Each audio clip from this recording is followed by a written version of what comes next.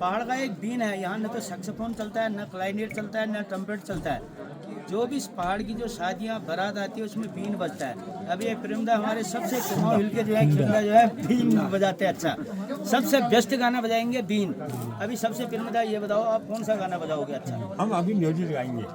न्योली बजाएंगे अभी आप।